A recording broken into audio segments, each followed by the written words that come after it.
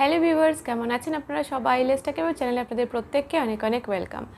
বর্ষায় সর্দি কাশি জ্বরে বাচ্চা জেরবার এবং তার জন্য আমরাও সারাক্ষণ চিন্তায় থাকি যে কিভাবে ওদেরকে সুস্থ করব।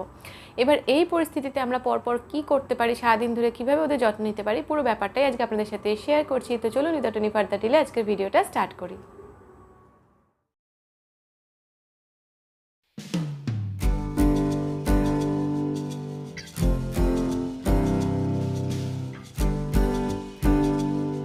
ভিডিওটা শুরু করার আগে আপনার কাছে একটা প্রশ্ন রাখি, যখন আপনার বাচ্চার সর্দি কাশি হয়ে থাকে তখন আপনি আপনার বাচ্চার নাকে কোন ড্রপটা দিয়ে থাকেন, আর আপনার বাচ্চার বয়সী বা কত?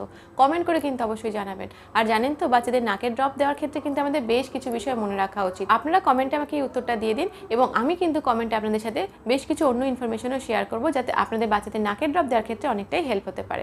তো চলুন শুরু করা যাক আজকের ভিডিওটা। বর্ষাকাল যখন আসে, মানে জুন জুলাই আগস্ট, এই টাইমটাতে কিন্তু চারপাশে জীবাণুর পরিমাণ অনেক বেড়ে যায়, কারণ আর্দ্র পরিবেশে বিভিন্ন রকমের ভাইরাস, বিভিন্ন রকমের ব্যাকটেরিয়া ইত্যাদির পরিমাণ খুব তাড়াতাড়ি বাড়তে থাকে। এগুলো চট করে আমাদের বাচ্চাদেরকে অসুস্থ করে তোলে। তো সবার আগে যে ব্যাপারটা মনে রাখবেন, নাম্বার 1 যেটা মনে রাখতে হবে সেটা হচ্ছে, এই জুন জুলাই আগস্ট মাসে যদি আপনার বাচ্চার সর্দি কাশি হওয়ার মতন সমস্যা থেকে থাকে, তো সেক্ষেত্রে আপনার বাচ্চার যিনি ডক্টর আছেন তার সাথে কথা বলে বাচ্চাকে কোনো ফ্লুয়ের ভ্যাকসিন দেওয়া যায় কিনা সেটা অবশ্যই জেনে নেবেন এবং সেই মতন বাচ্চাকে ফ্লুয়ের ভ্যাকসিন দিয়ে নেবেন। নাম্বার 2 যেটা মনে রাখবেন সেটা হচ্ছে, বাড়িতে যদি কারো সর্দি কাশি হাঁচি জ্বর হয়ে থাকে, তো সেক্ষেত্রে কয়েকটা দিন তার থেকে বাচ্চাকে একটু দূরে রাখুন, যাতে বাচ্চা চট করে আক্রান্ত না হয়ে যায়। 3 নাম্বার যেটা আমরা মনে রাখতে পারি বা মেনে চলতে পারি, যে সিম্পল টাইপের নাকের ড্রপ হয় বাচ্চাদের, স্যালাইন ড্রপ, তো বাচ্চা যদি ছোট হয় তো সেক্ষেত্রে না এই সিম্পল টাইপের ন্যাজোক্লিয়ার টাইপের নাকের ড্রপ 2 ঘন্টা বাদে বাদে টাইম টু টাইম যদি দেওয়া যায়, তো সেক্ষেত্রে কিন্তু বাচ্চাদের এই প্যাসেজগুলো অনেক ক্লিয়ার হয় এবং ভেতর থেকে সর্দিটাও আস্তে আস্তে বেরোতে থাকে।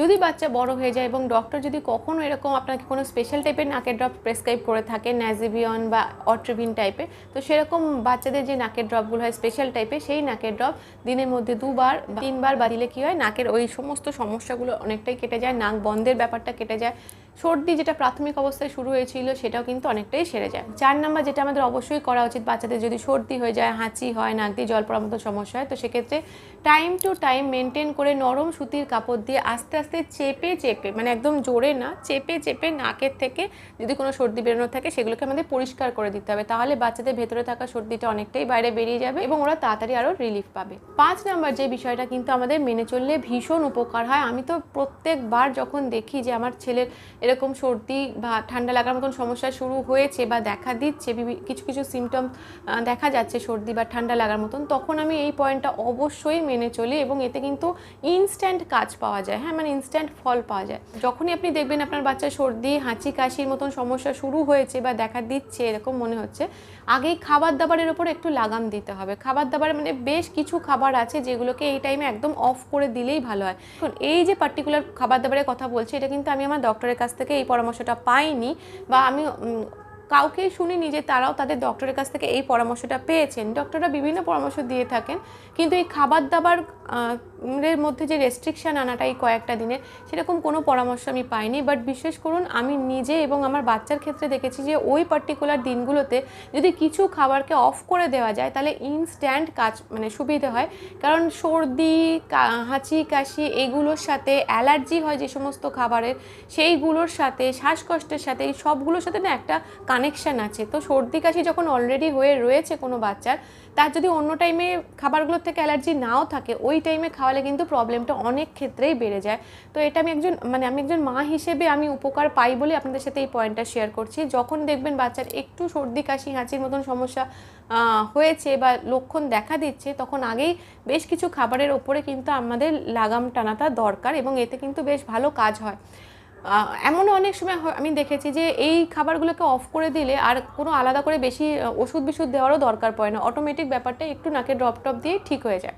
তো এরকম খাবারের মধ্যে কলা, যেটাকে অফ করে দেওয়া এই সময় দরকার, সাবু এই সময় অফ করে দিলে ভালো হয়। তারপরে ধরুন চিংড়ি মাছ, ময়দা বা আটার তৈরি কোনো খাবার দাবার, মিল্ক প্রোডাক্ট, মিল্ক বা মিল্ক থেকে তৈরি কোনো প্রোডাক্ট বা ডেয়ারি প্রোডাক্ট, নাটস বা আমন্ড বাদাম স্পেশালি এইরকম কিছু খাবার দাবারকে যদি এই টাইমে অফ করে দেওয়া যায়, এগ হোয়াইট বা ডিমের সাদা অংশ এই টাইমে যদি বাচ্চাদেরকে না দেওয়া যায়, পুরোপুরি কটা দিন যদি অফ রাখা যায় এই খাবারগুলো, তাহলে কিন্তু অনেকটা এই ব্যাপারটা, এই সর্দি কাশির ব্যাপারটা কিওর হতে পারে।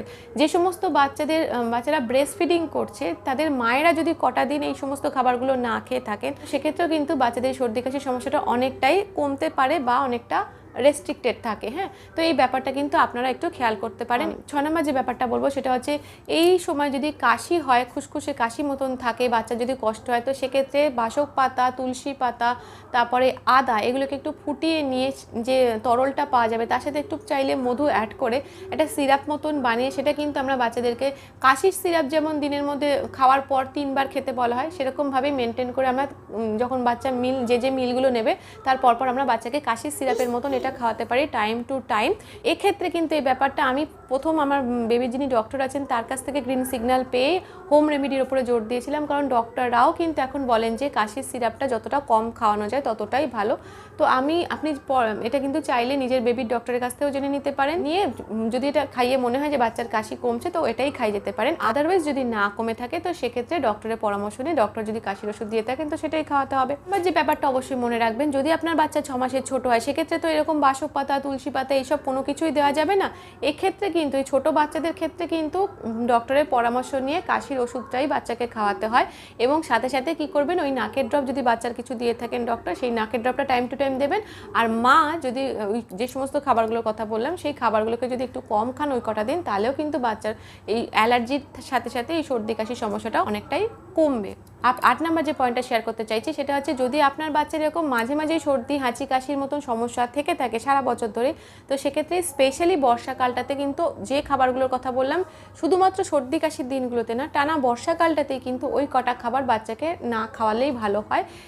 অন্য অনেক খাবার আছে, অন্য অনেক খাবার দাবারের অপশন আছে, সেগুলো কিন্তু সারা বর্ষাকালটা জুড়ে আপনি বাচ্চাকে খাওয়াতে পারেন। ওই কয়েকটা খাবার কিন্তু পুরো বর্ষাকাল জুড়েই বাচ্চাকে না দিলেই ভালো হয়। 9 নম্বর যেটা শেয়ার করবো, যদি কাশি থাকে এবং সাথে যদি একটু টান বা দম নেওয়ার মতন সমস্যা হয়ে থাকে, তো সেক্ষেত্রে কিন্তু অবশ্যই এটা যদি বেশ কিছুদিন কন্টিনিউ করে অবশ্যই ডক্টরের সাথে পরামর্শ করে নেবুলাইজার কিনে রাখা যায় কিনা বাড়িতে বা ইনহেলার কেনা যায় কিনা, তাদের যে ওষুধগুলো থাকে সেই নামগুলো জেনে নেবেন এবং ঘরে ওরকম একটা ব্যবস্থা করে রেখে দেবেন। এটা কিন্তু কোনো রকম কোনো সমস্যার কিছু হয় না, বরং তাড়াতাড়ি ব্যাপারটা কিওর হয়, কাশির সমস্যা তাড়াতাড়ি সেরে যায়। যেহেতু সরাসরি স্প্রে করা হচ্ছে তাড়াতাড়ি গিয়ে কাজ শুরু করে দেয়, ফলে কাশি, তারপর দম নেওয়া বা শ্বাসকষ্টের মতন যে সমস্যাগুলো ছিল সেগুলো তাড়াতাড়ি কিওর হয়ে যায়। 10 নম্বর যে পয়েন্টটা শেয়ার করব সেটা হচ্ছে, যদি এরকম বর্ষাকালে বাচ্চাদের এরকম সর্দি, গা জ্বর মতন রয়েছেন, নাক দিয়ে জল পড়া, হাঁচি কাশি সমস্যা রয়েছে, তো সেক্ষেত্রে প্রথম কয়েকটা দিন বাচ্চাকে স্নান করাবেন না, গা হাত পা স্পঞ্জ করে দিতে পারেন বা মুছে দিয়ে পরিষ্কার ফ্রেশ জামা কাপড় পরিয়ে দিতে পারেন। পরবর্তীকালে 2-1 দিন পর থেকে যখন দেখছেন যে হ্যাঁ সর্দি কাশির সমস্যাটা অনেকটাই কম রয়েছে, তখন ফটাফট করে জলটা একটু গরম করে নিয়ে 2 মগ জলের মধ্যে বাচ্চার পুরো স্নানটাকে কমপ্লিট করে দিন, এতে বাচ্চা অনেক ফ্রেশ ফিল করবে, বাচ্চার ভালো লাগবে। তবে সেটা হচ্ছে, যদি বাচ্চার এই সময় জ্বর থাকে বা গা গরম থাকে, সেক্ষেত্রে অবশ্যই বাড়িতে কিন্তু আগের থেকে প্যারাসিটামল কিনে রেখে দেবেন। বাচ্চাদের প্যারাসিটামল পাওয়া যায়, আপনার বাচ্চার বয়স কত, ওজন কত জেনে ডক্টর একটা প্যারাসিটামলের মাপ বলে দিয়ে থাকেন, সেইটাই আপনি পরবর্তীকালে যদি দেখেন যে আপনার বাচ্চার সমস্যা হচ্ছে তো সেই মাপ মতন বাচ্চাকে খাইয়ে দিতে পারেন। কোনো কারণে যদি দেখা যায় যে না ডক্টরের সাথে যোগাযোগ করতে পারছেন না, তো সেক্ষেত্রেও যদি আপনার বাচ্চা মানে এই জ্বর ছাড়া অন্যান্য দিক থেকে সুস্থ হয়, তো সেক্ষেত্রে প্যারাসিটামলের যে ওষুধটার গায়ে কিন্তু ওজন দিয়ে, বয়স দিয়ে কত ml খাওয়াতে হয় তার একটা মাপ দেওয়া থাকে, সেই মাপটাকে আমরা কিন্তু চাইলে ফলো করতে পারি, সেই মাপ মতন আমরা বাচ্চাদেরকে প্যারাসিটামলটা খাওয়াতে পারি। বাচ্চা যখন এরকম জ্বর আসবে তখন সেই সময় কিন্তু একটা পরিষ্কার চার্ট আপনি বানিয়ে ফেলতে পারেন, তাহলে আপনার বাড়ির লোকেদেরও দেখেও বাচ্চাকে ওষুধ দিতে অনেক সুবিধে হবে। একটা চার্ট করে নেবেন, প্রথম দিন বাচ্চার কখন জ্বর এসেছিল, কখন প্যারাসিটামল খাইয়েছেন, তারপরে আবার কখন জ্বর এলো এবং সেই টেম্পারেচারটা কত রয়েছে, তারপর কখন আবার প্যারাসিটামল খাওয়ালেন। দ্বিতীয় দিন একইভাবে লিখবেন যে জ্বর এলো কি না, জ্বর এলে কটার সময় এলো, কত টেম্পারেচার উঠেছিল, তারপর আবার কতক্ষণ পরে প্যারাসিটামল খাওয়াচ্ছেন। এইভাবে যখন আপনি 1 দিন 2 দিন 3 দিন করে লিখে রাখছেন, তখন কিন্তু আপনি দেখলেই বুঝতে পারবেন যে ক্রমশ আগে যত ঘন ঘন প্যারাসিটামল খাওয়াতে হচ্ছিল এখন প্যারাসিটামল খাওয়ানোর গ্যাপটা অনেকটা বেড়ে গেছে, মানে জ্বর অনেক দেরিতে আসছে। আস্তে আস্তে আবার দেখলে বুঝতে পারবেন যে প্রথম দিন যদি 3বার প্যারাসিটামল খাওয়াতে হয়, পরের দিন 2বার খাওয়াতে হচ্ছে, তারপরের দিন হয়তো 1বার খাইয়ে হয়ে যাচ্ছে, তারপরের দিন হয়তো জ্বর এলোই না। তো এইভাবে আমরা যদি একটা চার্ট করে নিতে পারি আমাদের বুঝতে সুবিধা হবে এবং ডক্টরকে বলতেও কিন্তু আমাদের সুবিধা হবে, আর আমরা বুঝতে পারবো যে হ্যাঁ জ্বরের ব্যাপারটা আস্তে আস্তে কমের দিকে আছে। মোটামুটি ডক্টররা বলে থাকেন যে জ্বর যদি আসে তো সেক্ষেত্রে পরপর 3 দিন paracetamol normally time to time জ্বর মেপে টেম্পারেচার মেপে খাইয়ে যেতে হয়। এই 3 দিন পেরিয়ে যাওয়ার পরও যদি জ্বরটা না কমে সেক্ষেত্রে ডক্টররা অনেক সময় অন্যরকম বিভিন্ন রকমের টেস্ট দিয়ে থাকেন, মানে হয়তো কোনো স্পেশাল কোনো ইনফেকশন হয়েছে, ইউরিন ইনফেকশন হতে পারে, কানের ইনফেকশন হতে পারে, বা অন্য যে কোনো রকমের ইনফেকশন হতে পারে, সেক্ষেত্রে জ্বর আসছে সেরকম হতে পারে। তো সেক্ষেত্রে তার আলাদা ট্রিটমেন্ট হয়ে থাকে। প্যারাসিটামল যেহেতু ঘন ঘন খাওয়ানো যায় না, এই ক্ষেত্রে কিন্তু টেম্পারেচার যদি বেড়ে যায়, জ্বর আসে, সেক্ষেত্রে জলপট্টি দিলে অনেক কাজে দেয়। যে কথাটা বলবো সেটা হচ্ছে এই টাইমে, অর্থাৎ যখন বাচ্চা সর্দি, হাঁচি, কাশি, জ্বরের মতো সমস্যা থাকবে, এই টাইমে চেষ্টা করবেন যতবার বাচ্চাকে খাওয়াবে যেন একটু পাতলা পাতলা টাইপের খাবার হয় এবং একদম যেন সিম্পল টাইপের হয়। জাস্ট ভাত, ডাল, আলু সেদ্ধ, সামান্য একটু ঘি দিতে পারেন যদি পেটের সমস্যা না থাকে সেক্ষেত্রে, আর মাছ, ব্যাস এইরকম সিম্পল খাবার দিনের মধ্যে যে বড় বড় মিলগুলো হয়, ব্রেকফাস্ট, লাঞ্চ, ডিনার, এইভাবেই সেটাকে রিপিট করতে থাকুন। টিফিনের ক্ষেত্রে বা বাকি অন্য টাইমে যদি বাচ্চাকে কিছু খেতে দিতে চান তো সিম্পল স্যুপ বানিয়ে খাওয়ান, সবজি স্যুপ, ডালের স্যুপ, এরকম স্যুপ বানিয়ে বাচ্চাকে খেতে দিতে পারেন। এর মধ্যে এই সময় বাচ্চাকে আপেলটাই খাওয়াতে পারেন, কোনো রকম টক ফল, এই সর্দি কাশি হাঁচি যখন চলবে সেই টাইমে না খাওয়ানো ভালো।